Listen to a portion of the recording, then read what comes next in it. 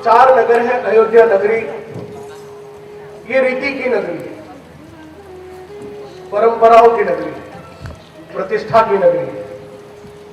दूसरी है जनकपुरी, जहां मां सीता है, वो प्रीति की नगरी है। और तीसरी किष्किंधा नगरी, ये नीति की नगरी है। और लंका नगरी भीति की नगरी, जहां अंदर ही अंदर कुछ चल रहा है, बाहर कुछ पता नहीं चल रहा, वो भीति की नगरी है लंका। अब भगवान अवतार के रूप में आए। कुछ बच्चों का आग्रह था कि विष्णु के 10 अवतार कौन कौन से, उनका भी बारे में बताया जाए। तो तुरंत प्रभाव से हम एक एक अवतार के बारे में लेते हैं। सबसे पहला अवतार है मत्स्य अवतार। क्या है? हयग्रीव नाम के एक राक्षस ने चारों वेद चुरा लिए। इधर गड़बड़ नहीं, सीधे बैठो, बिल्कुल तुम सबसे मुख्य यजमान तुम बैठे हुए, तुम ही को सुना रहा हूं। और तुम कभी टांग ऊंची करोगे, कभी नाक में उंगली करोगे, कभी क्या करोगे, तो ध्यान भंग होगा, है ना। हयग्रीव नाम के राक्षस ने वेद चुरा लिए और वेद चुरा कर वो पाताल में चला गया। भगवान विष्णु को यह लग गया कि अब दूसरा युग आने वाला, ये सृष्टि समाप्त होने वाली है। सत्यव्रत यानी पहला मनुष्य इस धरती पर कोई था, उसका नाम था सत्यव्रत मनु। क्या नाम था? तुम गीत भी इसीलिए गाते हो, अब धरती की शान तू है मनु की संतान। हम सब मनु की संतान है, एक ही पिता है हमारा, हम सब मनु की संतान है, एक भी व्यक्ति कहीं और से नहीं आया। तो वो एक दिन स्नान कर रहे थे। ध्यान से सुनना, ये 8 अवतार की कहानी आपको पूछेंगे टीचर आपसे। स्नान करते वक्त जो ही उन्होंने जल हाथ में लिया, एक छोटी सी मछली उसमें से निकल के आई। उस मछली ने बोला, वो बोलने लगी, तो सत्यव्रत मनु ने कहा, ये मछली बोल रही है, छोटी सी मछली, इतनी सी। बोली, महाराज मुझे आप वापस पानी में मत डालिए, मैं बहुत छोटी हूं, आप तो जानते हैं कि छोटी मछली को बड़ी मछलियां खा जाती है, आप मुझे घर ले चलिए। घर ले गए, कमंडल में डाल के चलो ले जाते हैं। कमंडल में डालते ही वो तो घर पहुंचते ही बड़ी हुई कि महाराज इसमें मैं बहुत छटपटा रही हूं। जलाशय में छोड़ा तो वो भी छोटा पड़ गया। मनु समझ गए कि ये कोई साधारण मछली नहीं है। उन्होंने पूछा कि सच सच बताओ कि तुम ये किस रूप में प्रकट हुए हो प्रभु, और ऐसा क्यों कर रहे हो? तब मछली ने कहा कि हयग्रीव राक्षस सारे वेदों को चुरा ले गया है, कुछ दिन में इस सृष्टि में प्रलय आएगा, बाढ़ आएगी, तब मैं महाराज आपसे निवेदन करती हूं कि मैं एक नाव लेकर आऊंगी। वासुकी नाग से वो नाव बंधी होगी, आप सारे पेड़ पौधे पुष्प आयुर्वेद की दवाइयां के फल फूल उनके बीज ये सब बचाकर उस नाव में संभाल के रख लेना, तब सृष्टि चल पाएगी, अन्यथा कुछ नहीं होगा। मनु समझ गए, वही हुआ, भयंकर प्रलय हुआ, सारे लोग मर गए, केवल साप सप्तऋषि और मनु महाराज एक चट्टान पर रुके हुए थे कि उन्होंने सोचा अब हम खत्म हो जाएंगे। लेकिन अचानक वो मछली आई, उसके सींग था, उस सींग से वासुकी नाग से वो नाव बंधी हुई थी, वे सभी उसमें बैठे। महाराज मनु ने सभी बीजों को बचाकर उसमें रख लिया। अंतोतगत्वा तूफान शांत हुआ और सृष्टि की पुनर्रचना मत्स्य अवतार के वजह से हुई। तो पहला अवतार मत्स्य भगवान के रूप में वेदों को वापस हयग्रीव राक्षस को मारकर सारे वेद मनु महाराज को दिए। सृष्टि फिर आगे बढ़ती है। दूसरा अवतार होता है कूर्म अवतार। कूर्म अवतार का मतलब कछुआ। कूर्म का मतलब क्या? एक दिन क्या हुआ कि ऐसे एक माला, दुर्वासा ऋषि जो थे वो माला लेकर ऐसे जा रहे थे। माला गले में ही थी कि सामने से इंद्र नजर आए। बड़ी अद्भुत माला थी। उन्होंने सोचा इंद्र आ रहे कि मेरी इस माला का सच्चा कोई भागीदार हो सकता है तो ये हो सकता है। ये खोल के माला उन्होंने, दुर्वासा ऋषि ने निकाल के इंद्र को फेंकी। इंद्र घमंड में चूर था, उसने वो माला ली और ऐरावत हाथी के ऊपर डाल दी। वो चमत्कारी माला थी, लेकिन ऐरावत हाथी को क्या पता, उसने सूंड में ली, उसके टुकड़े टुकड़े करके वहीं कुचल दी। और दुर्वासा को जो गुस्सा आया कि मूर्ख, तेने मेरे दुर्लभ प्रसाद का जो सत्यानाश किया है, जा तू इसी क्षण कंगाल हो जा, तेरी शक्ति क्षीण हो जाए। देवता कमजोर हो गए, देवताओं के पास कुछ ताकत नहीं रही। तब भगवान ने कहा कि समुद्र मंथन करो। ये देव दानव तुम्हें रोज मारेंगे, तुम रोज दुखी होगे, तुम मरते रहोगे, इसलिए अमृत मंथन करो। वो कैसे होगा कि समुद्र में जाओ, समुद्र का मंथन करो। तो समुद्र मंथन के लिए तो बड़ी दिक्कत है महाराज, इसमें सहायता कौन करेगा? कि इसमें सहायता बाली महाराज करेंगे। बाली शक्तिशाली है, लेकिन वो राक्षस है, वो क्यों करेंगे? कि उनको कहना कि अमृत निकलेगा, आधा तुमको भी देंगे। ठीक है, मान गए। अब मथनी किसको बनाए? तो मंदराचल पर्वत को मथनी बनाई, फिर वासुकी नाग की रस्सी बनाई। भगवान विष्णु, अब वो जो ही मथनी शुरू हुई तो वो तो नीचे बैठना शुरू हो गया मंदराचल पर्वत। तब भगवान विष्णु साक्षात कछुए के रूप में उस पर्वत के नीचे आकर रुके, दानवों और देवताओं की सहायता की। इस प्रकार कूर्म अवतार बना। अमृत निकला नहीं निकला वो फिर आगे चर्चा में लेंगे। तीसरा अवतार वराह अवतार। पृथ्वी जल में डूब गई, दूसरे युग का प्रारंभ हुआ। अब पृथ्वी जल को बाहर लाने के लिए वराह, वराह का मतलब एक जंगली सुअर जैसा रूप, जिसके दोनों सिंह दांत यूं निकले हुए रहते हैं। वराह अवतार के रूप में ब्रह्मा जी ने स्वयं विष्णु जी से निवेदन किया। वो पानी में गए और पृथ्वी को अपने दोनों दांतों पर इस तरह उठाकर ऊपर लाए। तीसरी बार फिर पृथ्वी को बचाने का काम इस अवतार के माध्यम से हुआ। ये जो वराह अवतार है, ये ब्रह्मा जी की नाक से हुआ था, लेकिन वो थे विष्णु, लेकिन पैदा ब्रह्मा की नाक से हुए थे। समुद्र में आपने कई फोटो देखा होगा, समुद्र में से भगवान गदा लिए हुए पृथ्वी को अपने दोनों दांतों पर उठाए हुए ऊपर उठ रहे हैं। ये वराह अवतार। फिर हिरण्याक्ष जो राक्षस था, वरुण के पास गया कि भाई मेरी ताकत है, मैं तुमसे लड़ना चाहता हूं। तो उसने कहा हमसे क्यों लड़ते हो, भगवान विष्णु से लड़ो। तो वहां विष्णु जी ने उसको पानी के अंदर ही, हिरण्याक्ष को पानी के अंदर ही उसका अंत करके पृथ्वी को मुक्त कराया।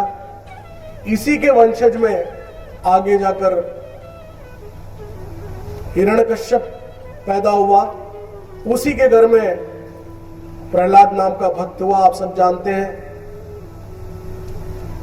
उसने जो वर मांगे थे कि मेरी मृत्यु न दिन में हो न रात में हो, न घर में हो न बाहर हो, न जमीन में हो न आसमान में हो,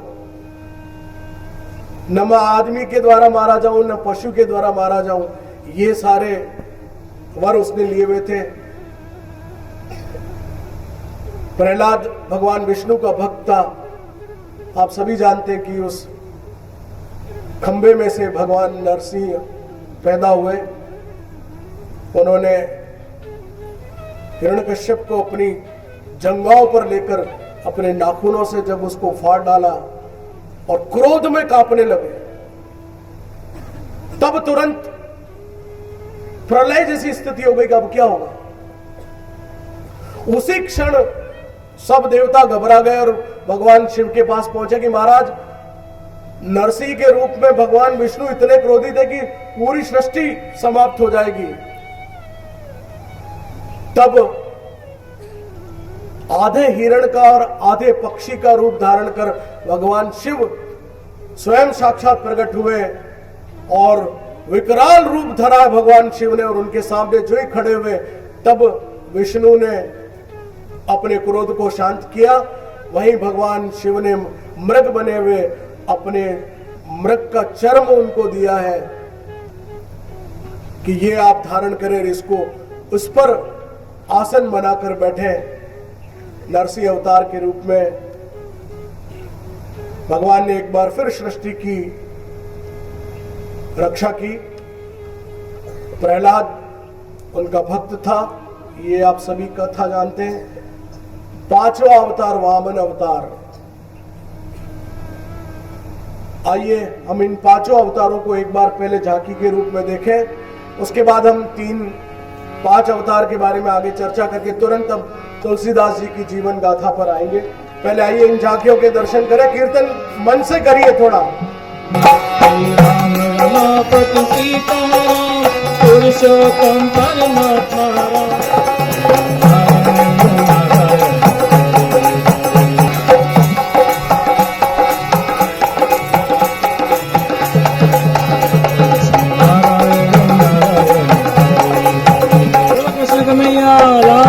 की। बाली ने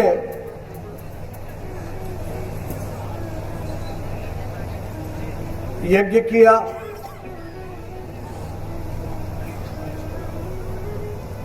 और उसने तीनों लोकों पर अपना साम्राज्य स्थापित करने, देवताओं को नीचा दिखाने के लिए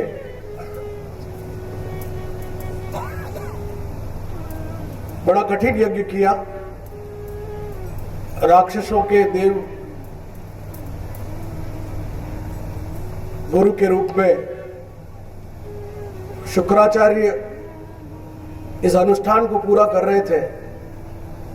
इंद्र को अपना सिंहासन डोलता नजर आया। उन्होंने कहा महाराज ये तो गड़बड़ हो जाएगी। दौड़ा दौड़ा विष्णु के पास पहुंचा कि महाराज कुछ तो कृपा करिए, इंद्रलोक हाथ से निकल जाएगा, देवता कहां जाएंगे। तब भगवान विष्णु ने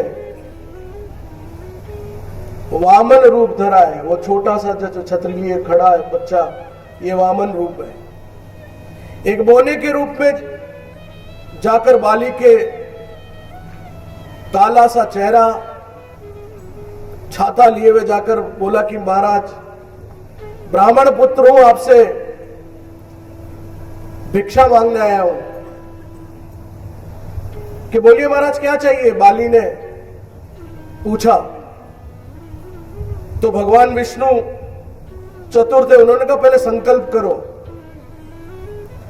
जैसे उस चूहे से 2 वर लिए गणेश जी ने, इनका पहले संकल्प करो। तो संकल्प ऐसे करते हैं, हाथ में चावल लेके, पुष्प लेके और यूं पानी डाल के, और फिर संकल्प आंख बंद करके संकल्प लेते हैं ओम विष्णु विष्णु करके, और फिर फला गोत्र, फला जगह, फला संवत्सर, और उसके बाद जल छोड़ देते हैं। ऐसे ये संकल्प लेना होता है। तो पहले संकल्प लो।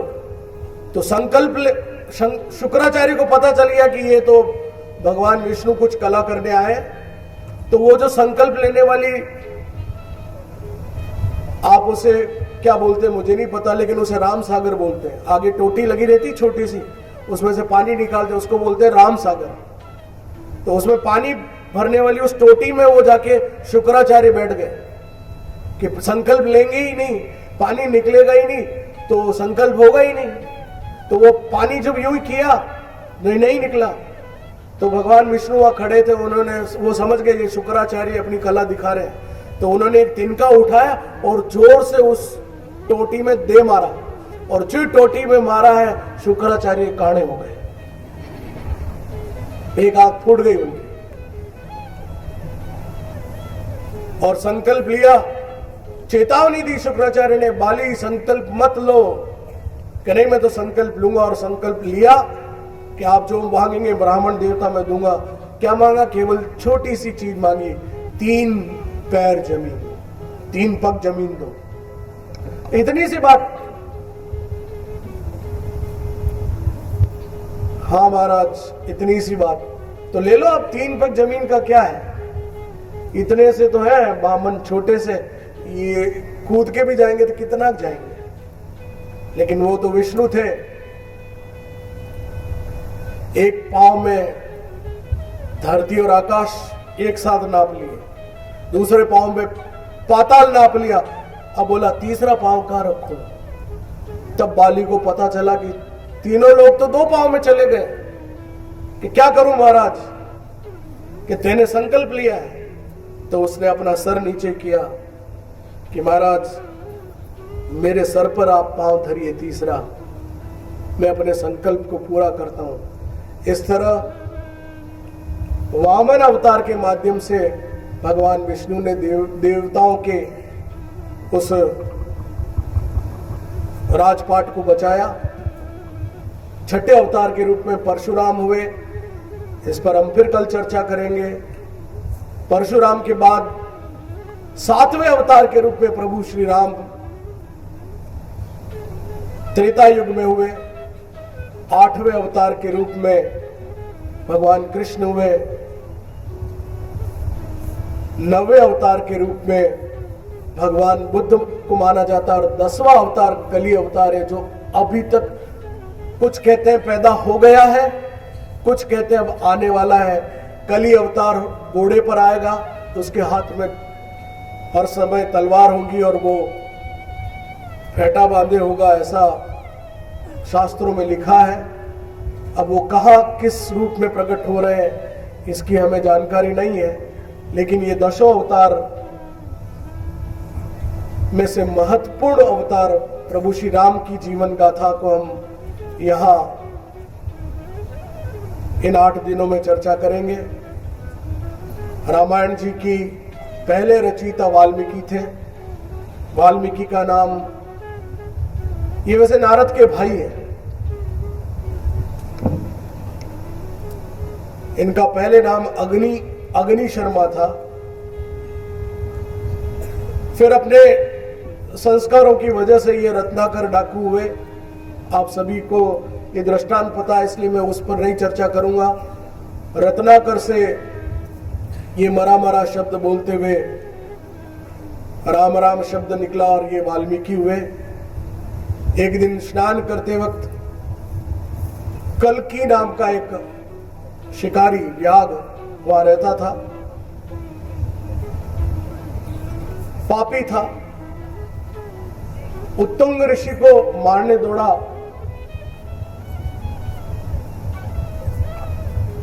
लेकिन उनके मन में उसके प्रति कोई द्वेष की भावना नहीं आई। ये वाल्मीकि जी ने देखा तो वो बड़े अद्भुत हुए कि ये कैसा ऋषि है, इनको क्रोध नहीं आया। नारद जी से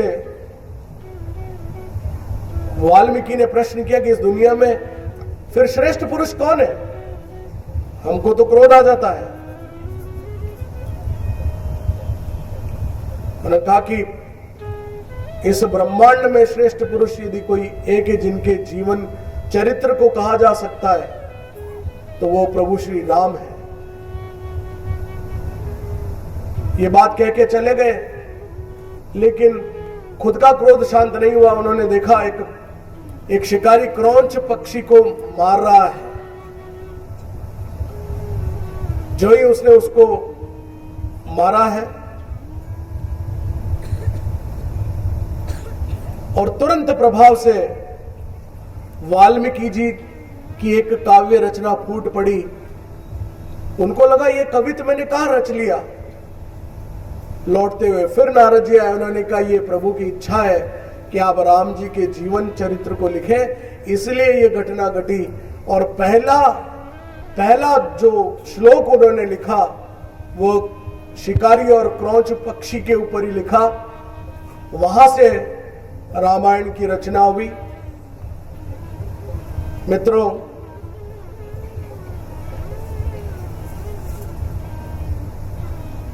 दृष्टांत तो अनेक है।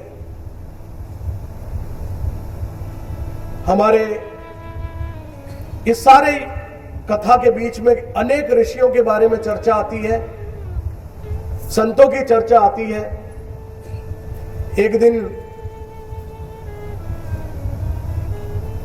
घटना को उस क्रम से जोड़ता हूं कि ईश्वर कहां सहायता करते हैं। सूरदास भजन गाने गए थे, कहीं रास्ते में चलते चलते अचानक कुएं में गिरने लगे तो तुरंत एक पता नहीं कहीं से एक बच्चा आया, उसने हाथ पकड़ लिया। उसने कहा कहां जा रहे महाराज?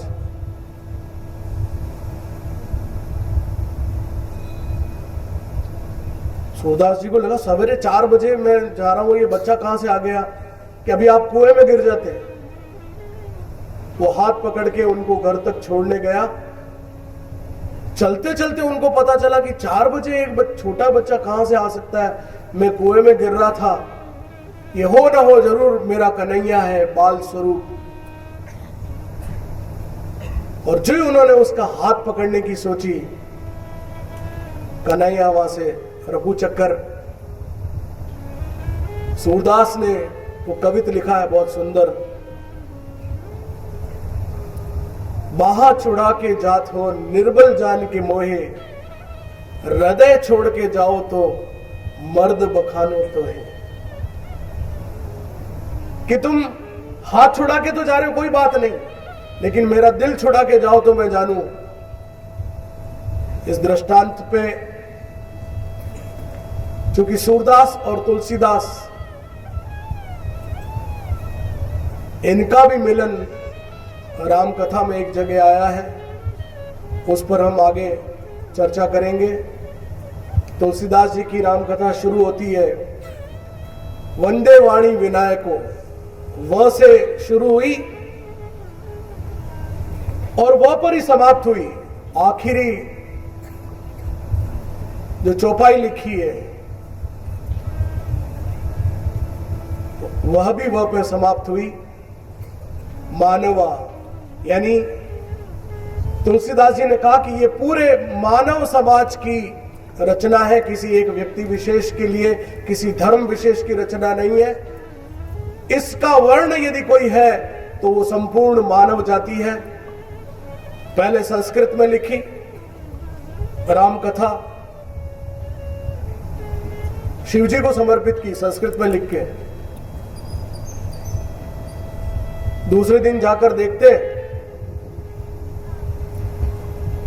तो पत्ते गायब हो जाते। फिर दूसरे दिन फिर लिखी, फिर गायब हो जाए। ऐसे करके 7 दिन तक लगातार संस्कृत में लिखी, वो पत्ते सारे अक्षर मिट जाते। एक दिन रात्रि को सोए हुए थे, भगवान काशी विश्वनाथ ने उनको दर्शन दिए कि तुलसीदास तुम अपनी भाषा में लिखो, अपनी बोली में लिखो। संस्कृत पंडितों की भाषा है। तब तुलसीदास जी ने हिंदी में इस महाकाव्य की रचना की। आप सभी जानते हैं तुलसीदास जी के पिता कौन थे, पंडित आत्माराम। उनके पैदा होते ही उनके मुंह से राम निकला और उनकी मां का देहावसान हुआ। बड़ी मुश्किल से सब गांव वालों ने दुत्कार कर तुलसी को गांव के बाहर किया कि ये बड़ा शनि है, ये मनहूस है, इसको बाहर निकालो। तो वहां एक हनुमान जी का मंदिर था। उस हनुमान जी के मंदिर में जो प्रसाद आता था उसे उठाकर तुलसीदास जी अपनी भूख मिटाते थे। वहां पर एक बाबा थे, बाबा नरहरि दास। वहां तुलसीदास जी की भेंट हुई, लेकिन तुलसीदास जी थे बड़े डरपोक। अब नरहरि दास ने जब उनको वहां रखा तो उनका पेट पालन भी सब वही करते थे, तो उन्हीं के सबके साथ रहना पड़ता था। यहां उनका नाम नरहरि दास ने राम बोला रखा। और एक दिन यज्ञोपवीत करने के बाद उनका नाम तुलसी हुआ। पहली बार जब कुछ बच्चे आप जैसे बैठे होंगे, उनके चेले, उन्होंने कहा कि तुम, आत्माराम एक और था उनका मित्र, उनका तुम वहां जो जाते हो ना घाट के किनारे, शिव जी के मंदिर में भूत रहता है। तुलसीदास जी वैसे ही डरपोक थे, पिशाच रहता है वहां। तो पहली कवित की रचना 12 साल की उम्र में जो पहली लाइन लिखी थी वो तुलसीदास जी ने, आज वो दुनिया का सबसे बड़ा महामंत्र है। वो पहली लाइन थी, उस डर के मारे लिखी, भूत पिशाच निकट नहीं आवे। जोर से बोलिए। ये पहली पंक्ति तुलसीदास जी ने अपने जीवन में लिखी और जोर जोर से कहा कि कौन आता है देखता हूं मैं।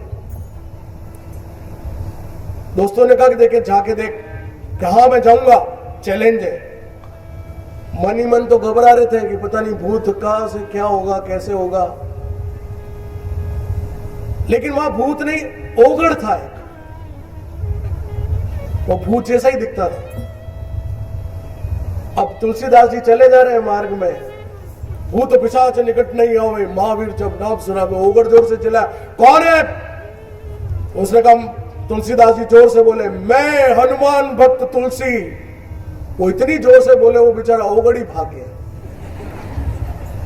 तब से ये तय हो गया कि भूत पिशाच निकट नहीं आवे, महावीर जब नाम सुनाए बोलेंगे तो भूत भी भाग जाएगा। तब से ये प्रथा चली।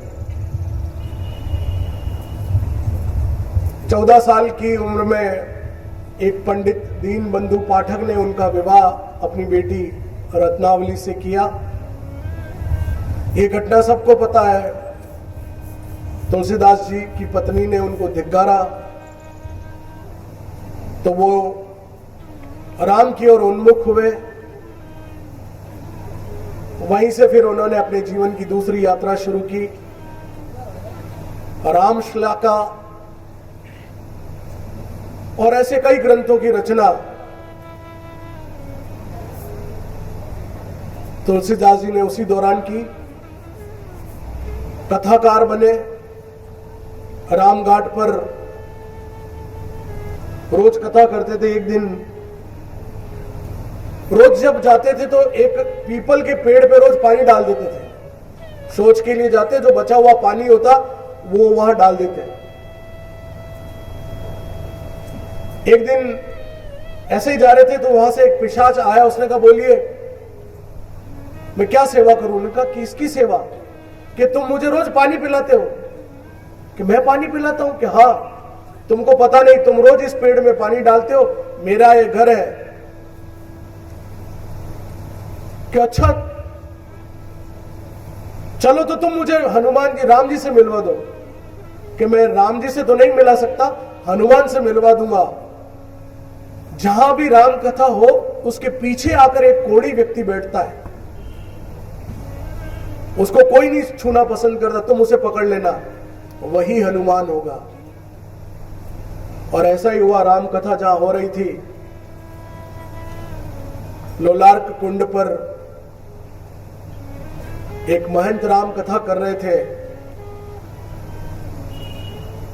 1635 में वहां कोढ़ी व्यक्ति को तुलसीदास जी ने पकड़ा है। हनुमान जी पहचान गए कि इस कलयुग में किसी के मुंह से, किसी की कलम से राम कथा निकलने वाली तो वो व्यक्ति यही है। हनुमान जी के चरणों में निवेदन तुलसीदास ने किया कि मुझे राम जी से मिलवाइए, कि मैं मिलवा दूंगा। इधर बच्चों,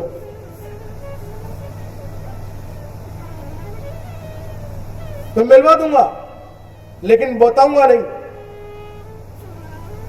और आप यकीन मानिए कि एक दिन दो युवक घोड़े पर सवार होकर निकले। अब हनुमान जी कह भी रहे हैं, बोल नहीं सकते, तुलसीदास जी से कह रहे हैं, वो निकल गए। तुलसीदास जी उनको देखते रह गए, ये कौन है, ये कौन है, कौन है। और वो गए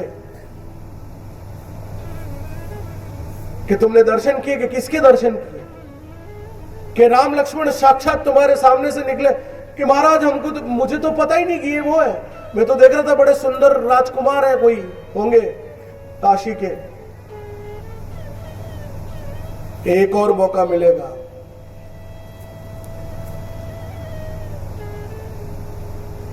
तो चित्रकूट के घाट पर तुलसीदास जी चंदन घिस रहे थे। हनुमान जी पास खड़े थे, राम जी और लक्ष्मण जी दोनों आकर खड़े हुए हैं। हनुमान ने देखा ये फिर गड़बड़ हो गई, ये पहचान नहीं पाएंगे कि ये है। उसने कहा महाराज अब क्या करें।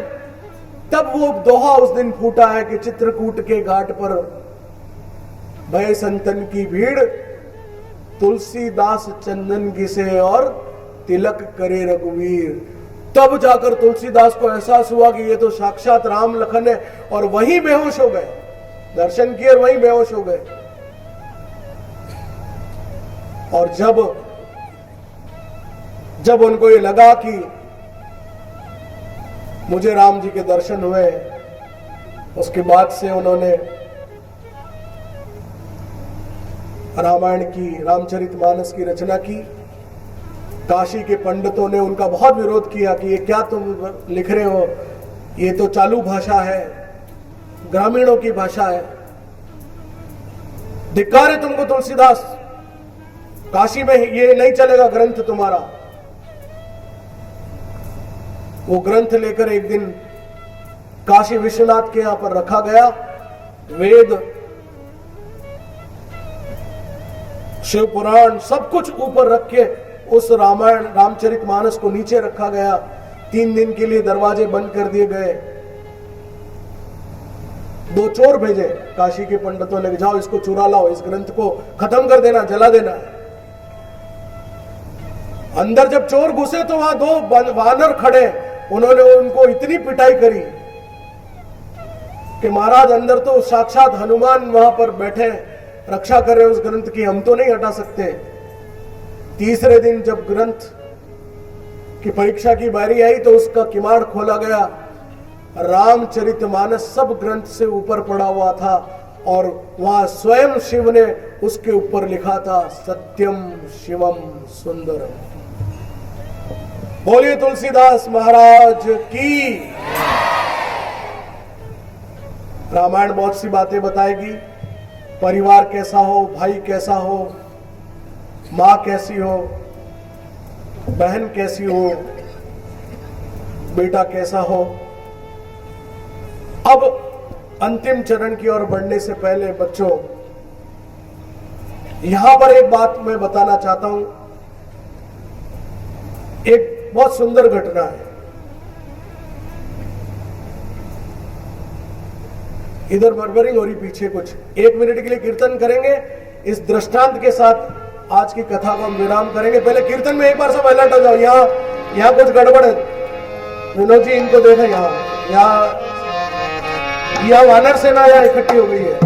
प्रभु श्री रामचंद्र भगवान की।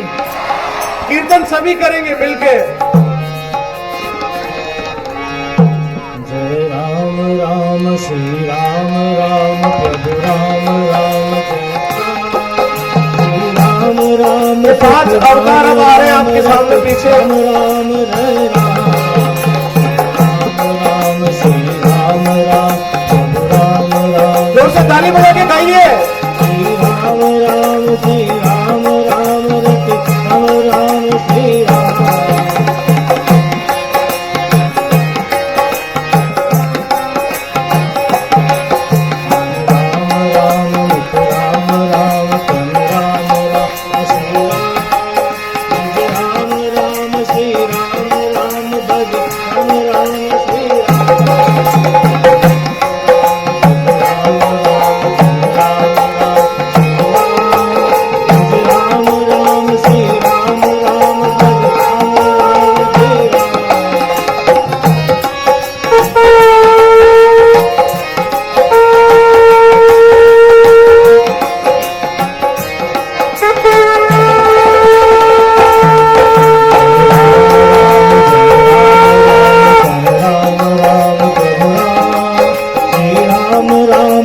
राम राम जम हम राम तेरा जय राम राम तेरा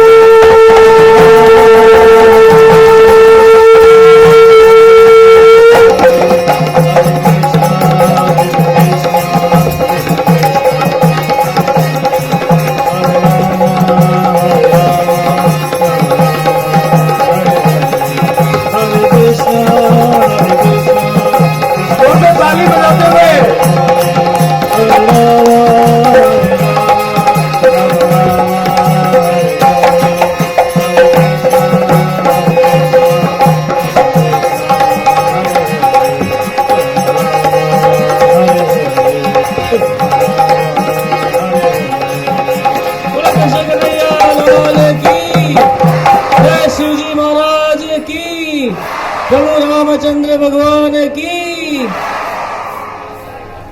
ये दशावतार आपके बीच भगवान विष्णु,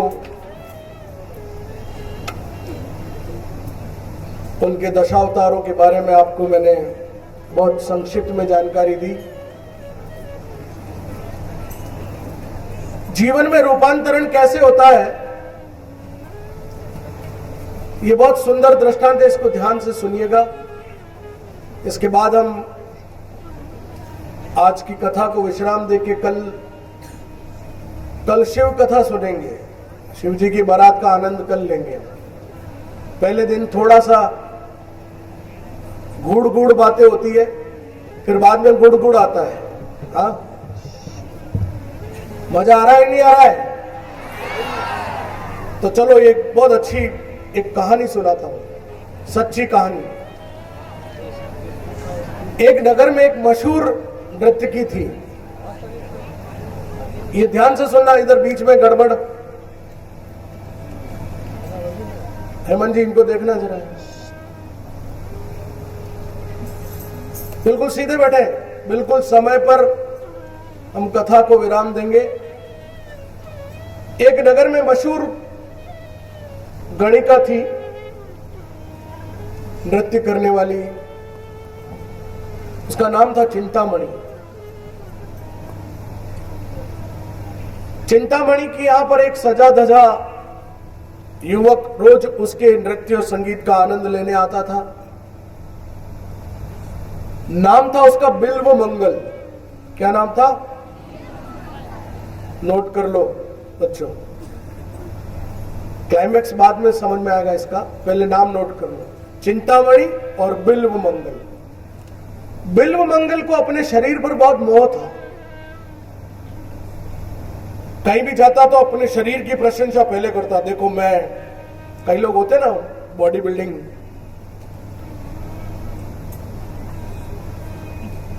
मैं भी करता हूं, बॉडी बिल्डिंग मैं भी करता हूं, लेकिन केवल यूं ही दिखाओ, यूं चढ़ा के हर समय दिखाते रहे। फिल्म स्टार तो दिखाते हैं, शाहरुख खान भी दिखाता है, नहीं होती तो भी दिखाता है, कई बार आमिर खान बनाते हैं। हाँ, तो ये उस समय का शाहरुख खान था, यूं समझ लीजिए। उसको अपने शरीर पर बहुत घमंड था। उसने कहा कि तुम मुझ पर मोहित है, लेकिन मैं तुझ पर मोहित हूं। और बड़ी सुंदर उसने कविता रची उसके ऊपर, सौंदर्य पर। क्या लिखा? चित्त चंचल संग ही संग डोलत, लोक लाज मर्जाद मिटाई, मन हर लियो तोर छवि तनही, तन बपूरे को कौन बसाई। उसने लिखा ये छंद। उस चिंतामणि की आंखों में प्रेम के आंसू फूट पड़े कि क्या सुंदर काव्य रचना किए, लेकिन मैं तो एक वेश्या हूं, गणिका हूं। इस गणिका के लिए तुमने इतनी सुंदर काव्य की रचना की, मैं तुम्हारे इस प्रेम की हकदार नहीं हूं। तब दिव्य मंगल बोला। क्या बोला उसने? प्रेम कभी रिश्तों में नहीं बनता चिंतामणि, काव्य और कविता रिश्तों से नहीं, प्रेम की प्रेरणा से फूटती है। उसने उसका भी मन डोलायमान कर दिया। वो इतने प्रेम में पड़ गया, अपना घर बार सब छोड़ के एक दिन भयंकर आंधी तूफान में भी उसके घर वहां पहुंच गया। चिंतामणि को लगा इतना सुंदर व्यक्ति इतनी अच्छी काव्य रचना करता है, ये समाज की संपदा है, मैं इसको बर्बाद नहीं होने दूंगी, इसे मैं बर्बाद नहीं होने दूंगी। प्रेम और भक्ति का ये जो बादल है ये समाज पर बरसता रहे, ये सोचकर उसने अपने सारे वस्त्र त्यागे, भगवा पहना और बिल्व मंगल को कहा कि चलो, उठाई बाह पकड़ के कि चल, जिस शरीर पर तू मोहित है ये देख, आज मैं इसे यूं ही समाप्त किए देती हूं। उसने उसे पकड़कर बाहर धक्का दिया है, बिल्व मंगल को सड़क पर गिराया और खुद जोगन बनकर चलती बनी। बिल्व मंगल उसके प्रेम में पागल होके रोता पड़ता मथुरा पहुंचता है। उसे खोजते खोजते मथुरा पहुंच के एक भास्कर पंडित से उसकी मुलाकात हो जाती है।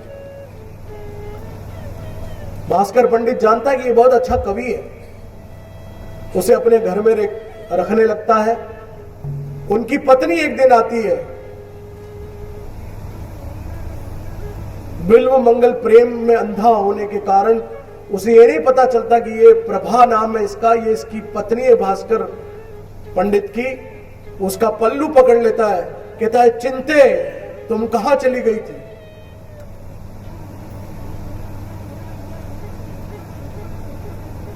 तुम कहां चली गई? उसने तुरंत उसके बाल पकड़े और जोर से झकझोरा, बिल्व मंगल ये क्या कर रहे हो? मैं भास्कर पंडित की पत्नी प्रभा हूं, चिंतामणि नहीं। अचानक बस एक घटना जीवन में रूपांतरण ले आती है। उसने जो ये सुना कि ये मैंने कितनी बड़ी अभद्रता कर दी, जिस घर में शरण ली उसी की पत्नी का पल्लू पकड़ लिया। वहां सामने 2 तीर पड़े थे, उन 2 तीरों को लेकर तुरंत अपनी दोनों आंखों में घुसा दिया। वहीं अंधे हो गए कि इन आंखों ने, इन चर्म चक्षुओं ने विवेक भी मेरा नष्ट कर दिया। तो तुरंत उनको वहीं फोड़ डाली। आंखें फोड़ने के बाद उसी मथुरा में दर दर की ठोकरें खाने लगा वो व्यक्ति जिसने अपने शरीर पर इतना मोह था। उसी व्यक्ति ने एक काव्य रच डाला, मैया मोरी मैं नहीं माखन खाया। ये सूरदास के जीवन की घटना है। सूरदास साक्षात ईश्वर की प्राप्ति के लिए उन्होंने अपनी दोनों आंखें फोड़ डाली वही घटना तुलसीदास जी के जीवन में भी घटी। एक स्त्री के धिक्कारने से वो राम के पास जा सके। जो काम से मुक्त हो वही राम को प्राप्त कर सकता है। यही इस घटना से हम सीख सकते हैं।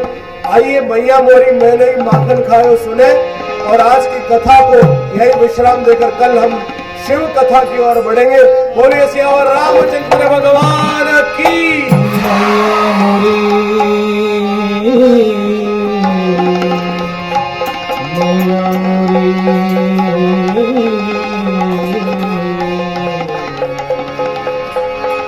ओ मैया मोरी